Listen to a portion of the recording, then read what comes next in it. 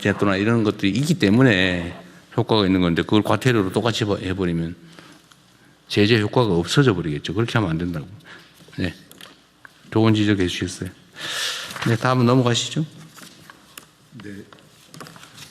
네, 이제 토의는 마쳤고요. 부처 보고를 하겠습니다. 재해조사 대상 사망사고 통계 고용노동부 장관님 보고해 주십시오. 네, 노동장관입니다. 2026년 1분기 재해조사 대상 사망사고 통계를 보고드리겠습니다. 올해 1분기 전체 사고 사망자 수는 113명으로 작년 1분기 137명보다 24명, 17.5% 감소했습니다. 113명은 2022년 중대재해처벌법 시행 이후 작성된 1분기 통계 기준으로 가장 적은 수치입니다.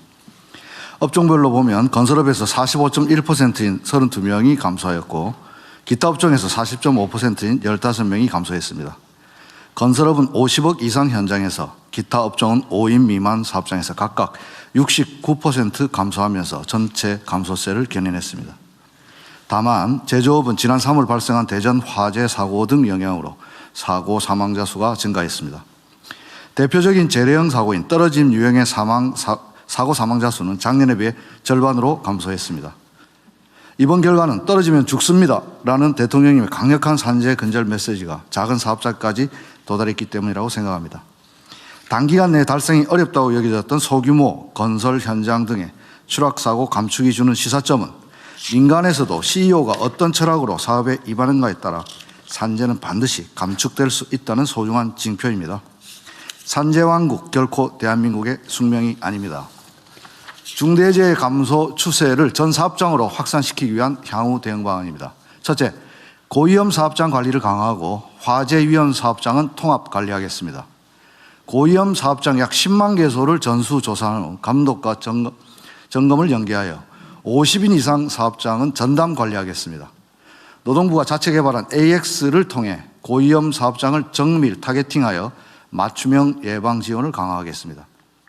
화재 위험 사업장은 소방청과 통합 관리하겠습니다. 모든 산업시설의 화재 발생 정보를 소방청으로부터 공유받고 반복적 화재 사업장 등은 점검 감독하겠습니다. 현재 화재 위험 사업장 4,000개소에 대해 소방청과 합동 점검 및 기획 감독을 하고 있습니다.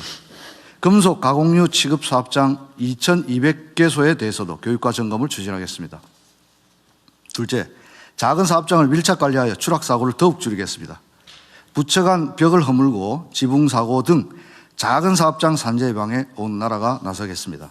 예를 들어 축사 지붕의 경우 농림부, 한우협회, 축협 등과 위치 정보를 공유하고 태양광 공사의 경우 지방정부와 한전이 위치를 공유해주면 안전일터 지킴이나 민간 재해 예방기관이 방문하여 채광창, 덮개 설치, 안전대 부착 설비 등을 안내하면서 재정 지원을 연계하고 있습니다. 만약 지도를 거부하는 현장은 산업안전감독관의 감독으로 전환하겠습니다. 셋째, 핵심 안전수칙 위반에 대해 신고 포상금 제도를 운영하고 국민 참여를 기반으로 일터 안전을 확보하겠습니다. 산재 감소가 생산성 증대로 이어져서 안전에 기반한 지속가능한 성장을 뒷받침하겠습니다. 마지막으로 노동안전 종합대책 입법 과제와 관련하여 통과된 법은 차질 없이 추진될 수 있도록 하고 국회 본회의에 계류 중인 법안은 조속히 통과될 수 있도록 국회와 더욱 긴밀히 협의하겠습니다. 아울러 위험의 외주화를 막고 작은 사업장 노동자가 더 위험해지지 않도록 산업안전 분야에서부터 5인 미만 사업장에 대한 산안법 일부 예외 규정의 단계적 적용 확대를 조속히 추진하겠습니다. 노동부는 안전 앞에 그 어떠한 타협도 없다는 일념하에 올해는 반드시 산재왕국이라는 오명을 벗도록 최선을 다하겠습니다. 이상 보고를 마치겠습니다. 이게 좀 이때까지 좀 난리친 게 효과가 생겼나 봐요. 예, 특히 떨어짐 사고에 대해서 작은 사업장에서 숫자가 줄고 있습니다. 물론 지금도 잡기는 쉽지는 않은데. 네, 확실히 제가 보고서 봤는데 떨어지는 사고가 줄긴 했어요. 떨어진 사고 많이 줄었고 지금 남아있는 것은 고령자들 작은 사업장에서 떨어짐 사고가 있습니다. 하여튼 현재 이렇게 물론 이제 이게 작년 하반기 어쨌든 좀 이런저런 조치도 하고 제도도 바꾸고 해서 이제 그 효과가 조금씩 나타나는 것 같아요. 이제 한 6개월 지나면서 그죠? 예, 아직 대통령님 메시지가 전해진 게 이 정도고 아직 제도 시행은 올 하반기부터고 입법도 아직 네. 되는 건 아닌데 이 정도 저희들이 중요하게 보는 거는 이 기세가 꺾였다라는 것만으로도 중요한 시사점이라고 생각하고 제도가 도입되면 더욱 박차를 가하겠습니다. 그래도 OECD 평균에 비하면은 뭐 턱없이 아직 높은 대통령 거죠. 말씀대로 갈 길이 멉니다. 예. 그래서 어쨌든 113명도 결코 작은 숫자가 아니고 이 숫자를 보면은 여전히 하루에 2분은 퇴근하지 못했다는 숫자이기 때문에 더욱 네. 분발하겠습니다. 분기 1분기 얘기라는 거죠. 석 달 동안 113분이 돌아가셨습니다. 네. 한 달에 40명 가까이 사망했다는 얘기인데. 큰 사업장은 확실하게 시스템이 갖춰져 있고 지난 대전 화재 사고, 특히 화재 사고 아리셀도 마찬가지고 이천 화재도 마찬가지고 화재 사고는 뭐 한두 붙여가지고 될 일이 아니고 또 켜켜이 쌓여져 있는 요번에 소방관 순직도 너무 안타까운데요. 네. 그러고 해서 또 부처간 벽을 허물고 소방차 그 이번 소방관 사망 사고도 이 재사망에 해당되는 거죠. 어쨌든 그 순직이죠. 노동자 순직이긴 소방관은 한데. 공무원이기 때문에 순직으로 처리. 어쨌든 이 통계에도 들어가는 포함되는 사람들인데. 공무원이기 때문에 산재로는 아, 포함되어 그것도 있겠습니다. 별도인가요? 어쨌든 그래도 일터에서 벌어진 사고이기 때문에 요새 그 주로는 이제 뭐 맨홀 겨울이라서 그럴지 모르겠는데 맨홀에 들어가서 사망하는 맨홀 사고는 요새 또 좀 조용하긴 해요. 네, 대통령 취임 이후에 특히 총리님도 많은 관심을 가지셔가지고 맨홀 사고가 계속 발생했고 이게 여름에 고온에 따라서 특히 일산화탄소 많이 발생해가지고 맨홀 사고가 많았는데 지금 겨울이라서 그런가? 아닙니다. 그 뒤에 환기 사전 측정 어쨌든 그거 철저히 관리하시고요. 철저히 관리해서 현재까지는 그 이후 맨홀 질식 사고는 보고되지 않고 이제 추락 사고, 맨홀 사고 이게 좀 줄어들다 보니까 눈에 띄는 게 뭐냐면은 무슨 끼임 사고, 깔림 사고 이게 또 많이 눈에 띄더라고요. 그래서 지금 제조업에서 약간 끼임 사고가 계속 발생되고 있는데요. 추락 사고에서 떨어지면 죽습니다라고 마찬가지로 끼임 사고를 막기 위한 유일한 방법은 모든 회전체를 점검할 때는 전원을 차단해야 합니다. 반드시 차단한 후 점검에 들어가는 것을 일상화해야 되는데요. 업무 특성상 또 물량이 컨베이어로 몰려오기 때문에 그 사이사이에 작업하다가 끼임 사고가 발생됩니다. 떨어지면 죽는 것과 마찬가지로 모든 회전체는 끼면 잘립니다. 그렇기 때문에 끼임을 막기 위해서는 반드시 전원을 차단해야 한다. 그 기계에 밤에 졸다가 이렇게 끼어 들어가서 사망하는 사고들이 이번에 SPC도 0시 19분 어간에 났습니다. 심야 이번에 시간 손가락 잘린 거? 손가락 사고가 났습니다. SPC에 대해서도 한 말씀 드리면 하이니 법칙이라고 1대 29, 300인데 작은 사고 막지 못하면 큰 사고 또 난다는 점 다시 한번 강조드립니다. 거기는 우리 아침에 티타임 때 뭐 얘기 좀 했는데 지금 조사 나갈 거죠. 바로 즉시 작업 중지시키고 조사 엄중하게 보고 있습니다. 맞든 그게 열심히 사고 방지를 위해서 노력했는데 발생한 사고가 아니라는 설이 있어요. 그래서 저희들이 면밀히 보고 있습니다. 네. 주관적 의도에 관한 부분을 잘 체크해 보도록 하십시오. 그렇게 하겠습니다. 여기 누가 우리 청와대 비서진 중에 그 내부 얘기를 아는 사람이 있더라고. 네, 그래서 그거 좀 물어봐가지고 네. 그것도 조사에 참고하도록 그렇게 하십시오. 하겠습니다. 그리고 신고 포상금 50만 원. 그 제가 전에 한번 그 얘기 했는데 전달이 됐나 모르겠네요.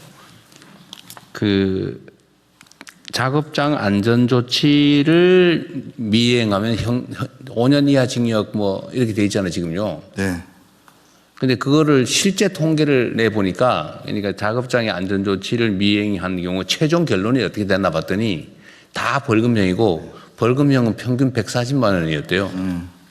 그러니까 안전 조치 미행해서 걸려 가지고 해봐야 결론은 벌금 140만 원이 최대였다 그 말이에요.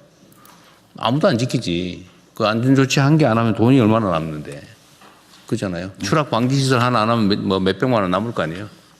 안전대 지급 안 하면 몇십만 원 남을 거고, 안전모 안 주면은 안전모값 남을 거고, 그렇게 쭉 남다가 한번 딱 걸렸어. 걸려가지고 가면은 벌금 140만 원이 몇 년 있다 그것도. 그건 누가 지키겠어요? 안 지키지. 그래서 이걸 고치라고 했더니 과징금을 세게 때려라. 그랬더니 형사처벌이 차라리 낫다. 이런 보고가 왔더라고요. 근데 왜 형사처벌과 과징금은 병행이 안 되냐. 그 형사처벌은 형사처벌대로 과징금은 과징금대로 하는 게 불가능하냐. 그랬더니 그것도 아니라던데. 예, 그래서 저희들이 형사처벌과 과징금을 병거하는 방법으로 과징금을 나중에 뭐 매출이 얼마 아니면 안전관리 비용에 얼마 곱하기 몇 배 이렇게 이걸 상한으로 정하고 예. 그래서 이거 안전관리 안 하고 있다가 걸리면 몇 배 손해다 이 생각이 들게 해줘야죠. 안전관리는 당연히 해야 되는 거 아니야. 네. 사람들 일 시킬 때 근로자가 다치지 않게 노동자들이 다치지 않게 하는 것은 그 당연한 기초 비용 아니에요? 그렇습니다. 근로자가 다치게 되면은 차 운전하려면 휘발유 넣어야 되는 거하고 똑같은 거 아니에요? 똑같은 원리. 사람 쓰려면 사람 안 죽게 안전조치하고 일 시키는 거 당연한 거 아니에요? 기본이 기본. 근데 그걸 안 지켜요? 돈 벌겠다고? 그리고 관련 법이 지금 본회의 계류 중에 있습니다. 네. 조속히 통과될 수 있도록 하겠습니다. 병행해서 하고 세게 해가지고 네. 아니, 위반을 해서 돈을 번다는 생각을 못하게 해야 된다니까요. 이게 우리 사회가 법률 어기고 힘세면 다 봐주고 그러다 보니까 그 힘세서 법률 어기는 게 돈 버는 수단이 됐어요. 그 힘없고 그런 사람들은 사소한 거 가지고 다 제재받고 그것도 보복당하고 이런 불공정하고 불평등한 세상이 어디 있습니까? 당연히 힘이 세든 약하든 다 지키고 안 지키면 힘 세일수록 더 많은 제재를 당해야지. 특히 노동 영역은 그거 잘 챙겨야 됩니다. 네, 엄정하게 집행하겠습니다. 예, 다음 넘어가야 되는데 한 가지만 저 질문하려고. 이게 50인 이상 50억 이상 줄고 5억 이하 5인 이하 줄었잖아요. 네. 그래서 그게 통계가 5인에서 50인 5억에서 50억까지는 준 건지 그대로인지 어떻게 되는지 그거 하나 궁금하고 거기가 지금 제일 그런 문제점이면 그거는 케어하는 사람을 늘리면 지금 우리 담당관 늘리면 그걸로 해결하는 거예요? 어떻게 되는 거예요? 일단 50억 미만 지난번 보고 드릴 때는 50억 이상에서는 확실하게 감소했는데 50억 미만 사업장에서는 작은 사업장에서는 계속 늘어나고 있다고 보고 드렸습니다.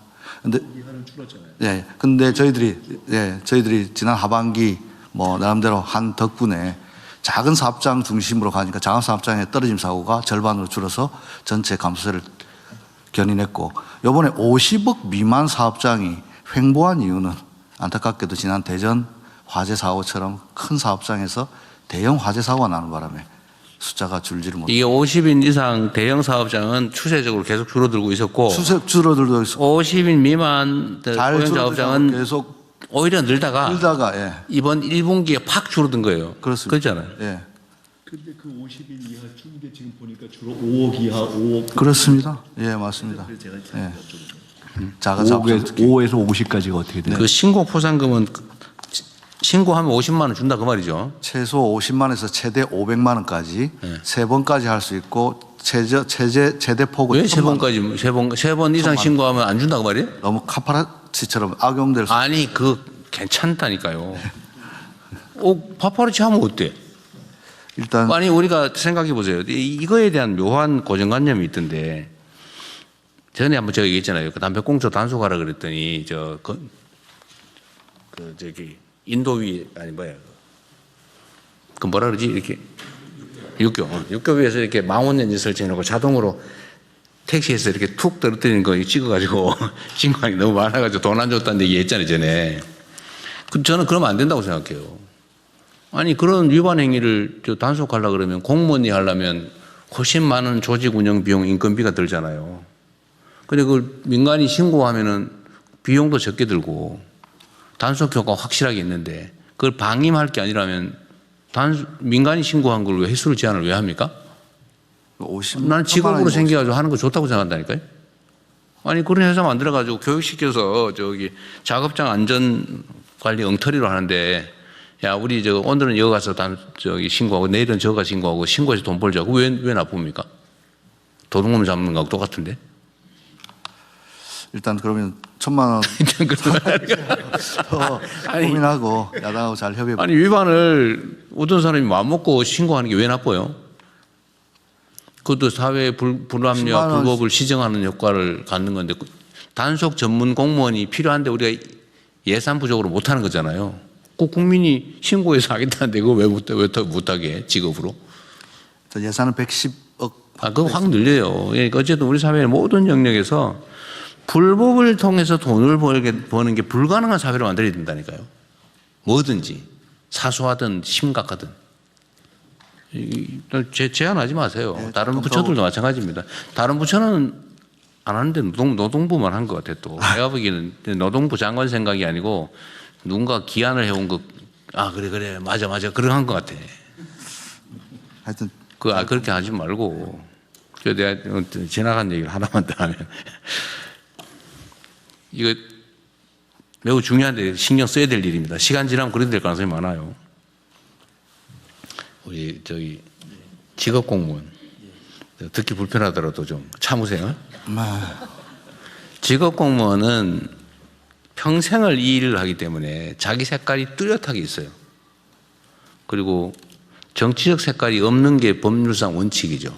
직업 공무원은 법률상 그래야 된다고 돼 있어요. 대신에 그 로봇 태권부위처럼 선출직이 국민으로부터 권력을 직접 위임받은 지휘관을 딱 머리로 꽂으면 원래는 그 지휘관이 빨간색이다. 근데 관료 공무원 조직은 예를 들면 회색이다. 그러면은 빨간색을 밑으로 쫙 해서 발끝까지 빨간색을 만들기 위해서 노력해야 돼요. 그렇게 흘러야 돼 계속. 근데 실제는 어떻게 되느냐? 빨간색을 딱 올려놨는데 회색이 위로 밀고 올라와가지고 빨간색이 어느 날 회색이 돼 있어요. 근데 자기가 몰라요 그거를. 그 주변에서 워낙 전문가들인데다가 다 나름의 논리가 있어서 막 한참 얘기하다 보니 그 말이 다 맞아.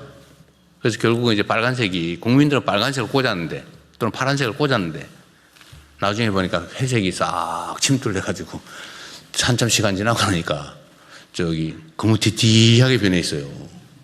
응?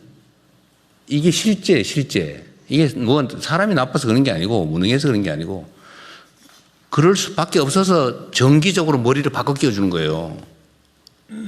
거기 예를 들어 한번 꽂았는데 그대로 쫙 잘 진행이 돼가지고 공무원 조직이 정말 막 파랗게 또는 노랗게 착착착 변하면 그 뭘로 다시 끼워 그냥 그대로 쭉 가면 되지.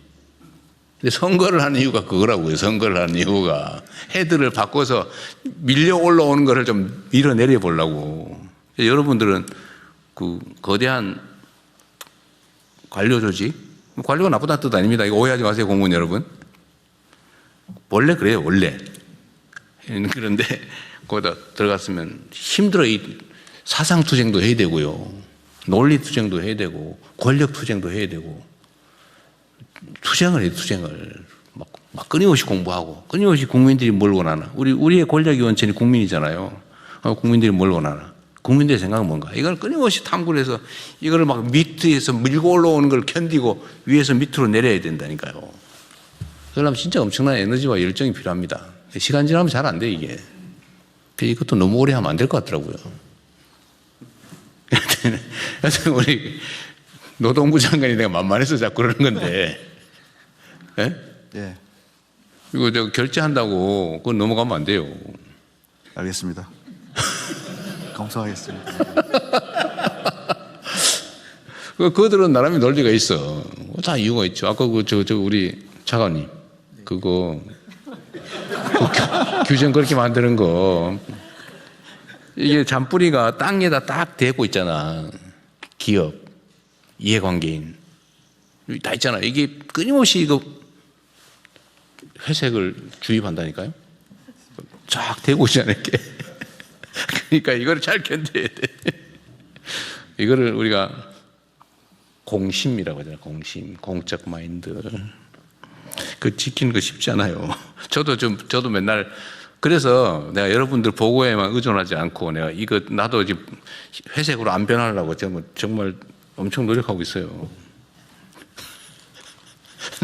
나 너무 말이 길었네. 다음 진행하십시다. 선출직과 관료제의 민주주의의 이론에 대해서는 어디 가서 강의하시면 돈 좀 벌어요. 그래요.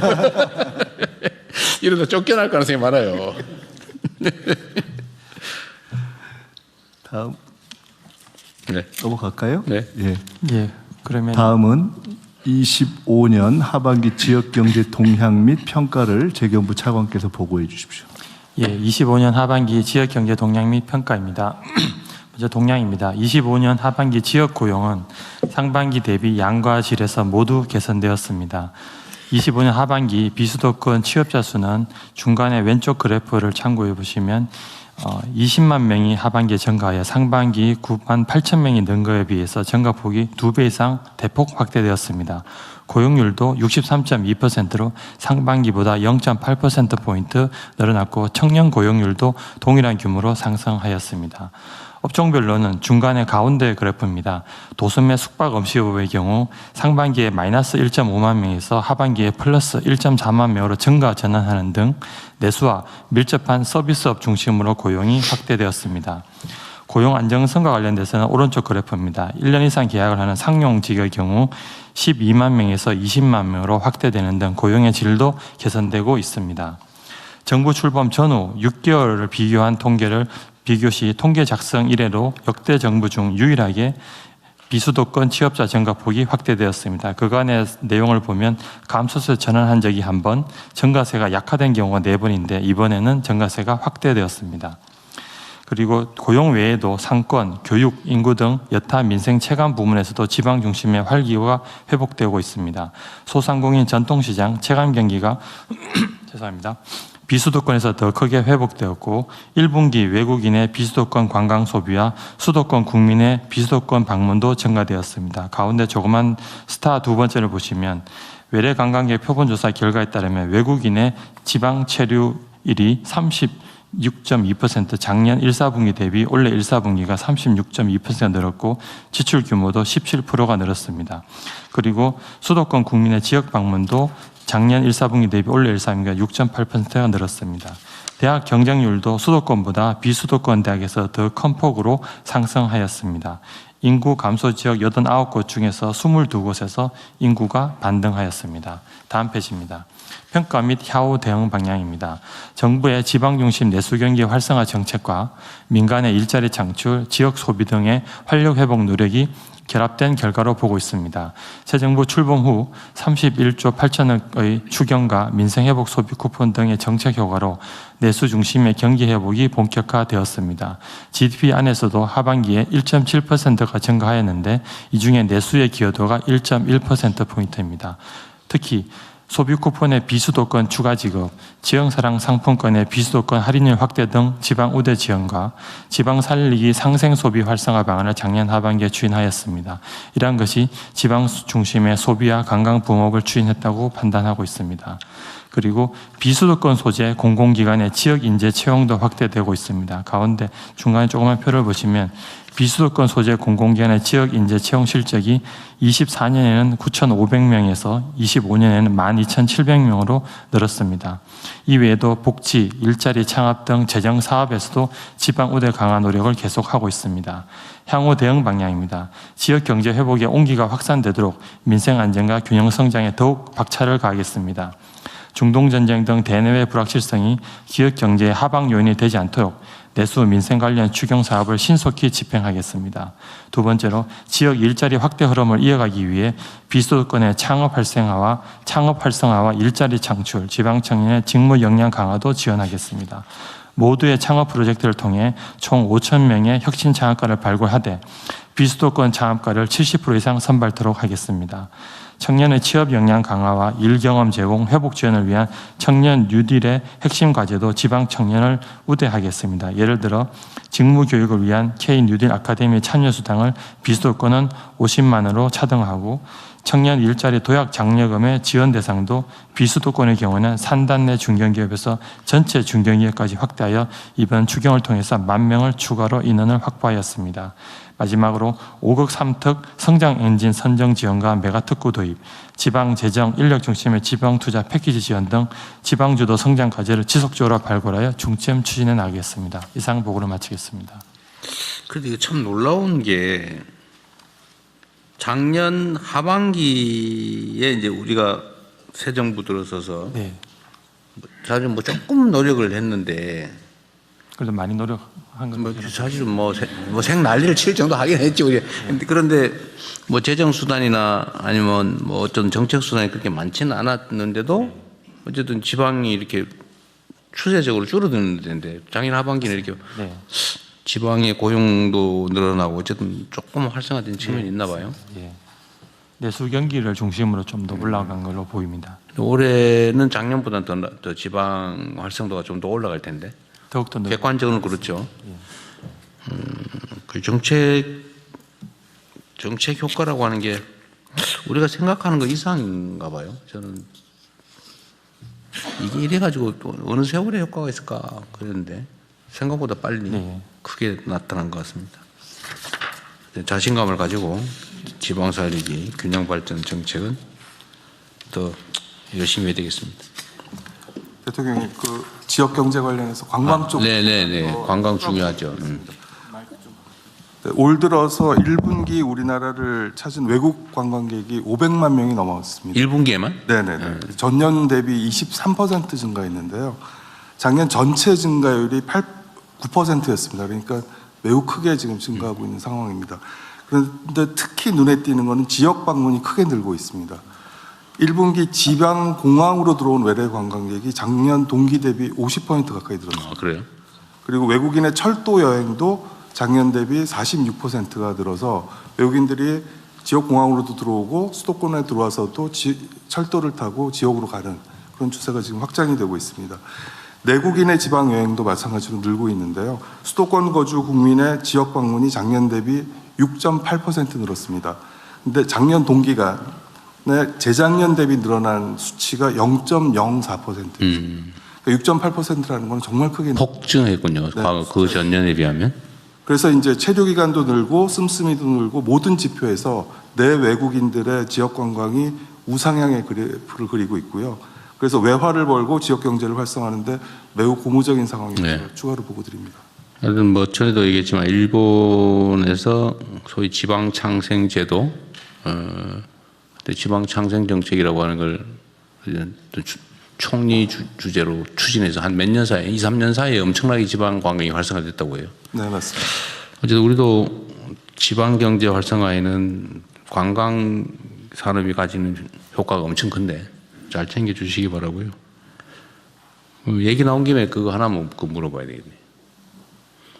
그 해외, 그러니까 다른 나라에서 대한민국으로는 항공기, 다른 부처들도 한번 관련 있는데 좀 생각해 봐 주세요. 항공기의 전기 노선을 늘려달라는 민원을 내가 외국 정상들한테 자주 받거든요. 그런데 우리 국내 부처들 의견은 그거는 뭐 이런저런 이유로 지금은 안 되고 주된 이유가 이제 국적기 우리 국내 항공사들이 같이 들어가야 되는데 우리는 안 들어가려고 그러고 외국 항공사만 들어오게 되면 나중에는 다 그쪽에 먹힌다. 뭐 이런 논리가 하나 있는 것 같고 최근에 하나는 지방 공항으로 가라고 늘려줬더니 거기는 안 가고 인천공항으로 들어오는 걸 더 늘려달라고 그런다. 이런 얘기가 있더라고요. 그런데 저는 그 일면적인 생각인지 모르겠는데 우리가 관광산업을 진흥하자 아니면 어떤 이유로든 외국인들이 국내에 많이 오는 게 경제학적으로 도움이 되지 않습니까? 범죄 저지르러 오는 게 아닌 한 와서 뭐 밥이라도 사 먹을 거고. 근데 정상적으로 국내에 들어오는 사람들이 수요가 있으니까 외국 항공사들이 그 편수를 늘려달라고 할 텐데 그걸 국내 국적 항공사들과 균형을 맞추기 위해서 국내는 안 하려고 그러니까 그걸 미룬다든지 또는 지방으로 가게 하는 건 바람직하긴 한데 그건 좀 약간 다른 면이 있더라고요. 지방으로는 그 인천으로 오는 거에서 돈 벌면은 좀 돈이 좀 덜 남거나 약간의 손상이 생기더라도 미래를 생각해서 지방공항 예를 들어 부산이나 저기 뭐 무안으로 가라 청주로 그리고 지금 인천공항에 뭐 항공기 계류장이라든가 뭐 그런 것도 좀 부족하다. 그 얘기도 있어요. 그런데 하여튼 종합적으로 보면 관광산업진흥이라는 측면에서도 여러 다른 측면에서도 우리 국적항공사들이 취향을 못 하더라도 그 외국 국적사들이 전기 노선 늘려달라는 거를 좀 적극적으로 늘려줘야 되는 거 아닌가 이 생각이 좀 드는데 같이 잠깐만 얘기 한번 해볼까요? 네, 대통령 국토부 이차관입니다. 네. 그 지금 말씀하신 사항은 이제 항공 운수권을 협상을 하게 되어 있는데요. 네. 이제 우리 국토부에서 외국하고 항공 운수권을 협상을 할 때 이제 우리 비행기가 국적기가 몇 편 들어가고 또 외국 항공기가 몇 편 들어가고 그거를 협상을 하고 있습니다.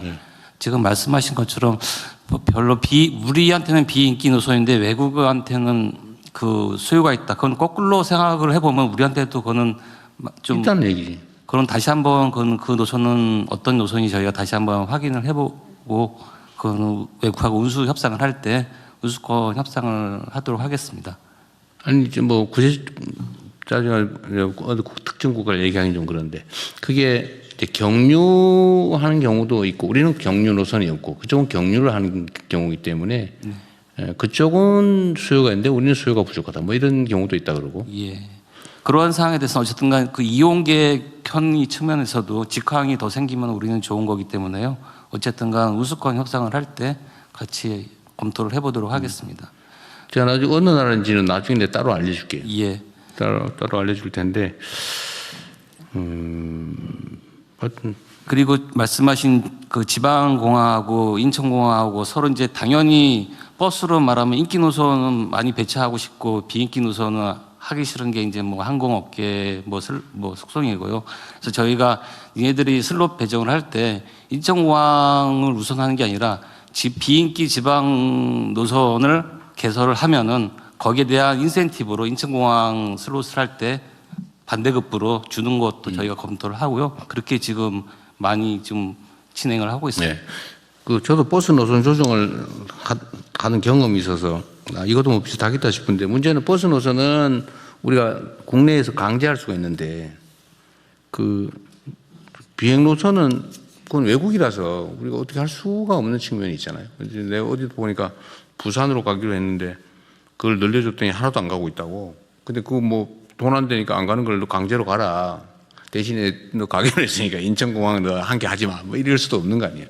아, 근데 만약에 운수권을 확보를 하고 취향을 했는데 80% 미만으로 운행을 안 하면 그 운수권을 저희가 회수를 합니다. 근데 그거 하면 예를 들면 그 지방 가는 거 안 갔으니까 너는 그러면은 저 인천공항으로 오는 그 노선은 손님이 있는데 들어가는 가는 손님이 있으니까 비행기가 왔다 갔다 할 거 아니에요. 예. 근데 너 다니지 마. 이러면 우리 손해 아니에요? 예, 근데 다른 우리 국적기에서도 다른 항공사가 취향을 할 수가 있기 때문에요. 만약에 지방공항을 운행을 하기로 하고 그거의 조건으로 또 인천공항도 같이 취향을 했는데 지방공항은 뭐 운행은 안 하고 인천만 한다 그러면은 그거는 이제 뭐 조건에 위배가 되니까 검토해 볼 만. 문화관광부에서도 그거 한번 같이 의논을 한번 해보세요. 다른 나라에 우리 관광객을 늘리려면 교통이 편해야 되는데 그게 잘 없으면 안 올라 그러겠지. 네, 그렇게 하겠습니다. 그리고 지역 관광 쪽에서 더 급한 거는 사실 지역 컨텐츠, 관광 컨텐츠 개발과 상품을 더 활성화시키고 그걸 홍보를 하게 되면 많은 사람들이 오게 되면 이제 전기 노선이 생기거든요. 수익성이 되기 때문에 그 전까지는 이제 비전기 전세기를 통해서 이제 보통 수요를 충당하는데요. 지금 이렇게 지역 관광이 늘어나는 거는 K컬처를 외국인들이 이제는 찐 체험하고 싶은 그런 수요가 늘어나는 것 같습니다. 그래서 그렇죠. 이제 저희도 정책적으로 이 흐름을 잘 유지시키기 위해서 여러 네. 상품들을 개발하고 있는데요.